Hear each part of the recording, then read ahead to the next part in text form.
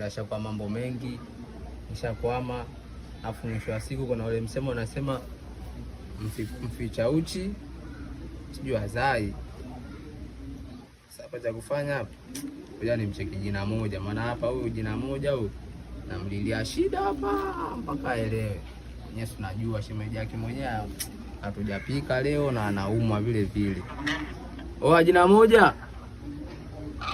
Oa vipi? Kama kawaida niambie waje na. Fresh waje na bwana, mimi nimekwama jina moja hapa, shemeji yako anaumwa afu mazingira yenyewe sielewi, ni maana nikucheki hapo ili nichezeshe kidogo. Poa, usiwaze mwanangu, hadi dakika moja tu nakutumia mwanangu. Yaani usiwaze wewe waje na tena. Wewe usiwaze wala nini yani. Hapo ukifanya hivyo utatisha kinyama yani.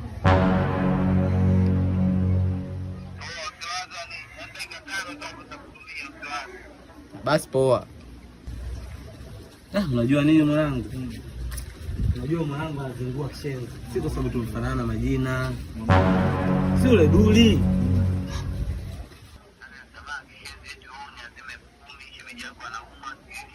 Huh?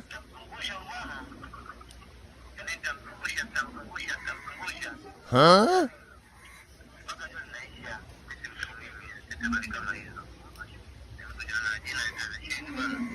Mama. Wajina. Wajina. Ada wajina.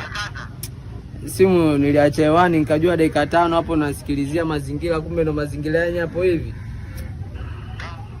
Kwani wajina umesikia? Allah.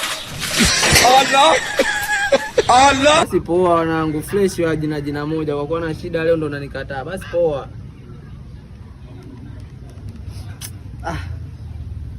Maskini huyu. Sawa, ipo siku.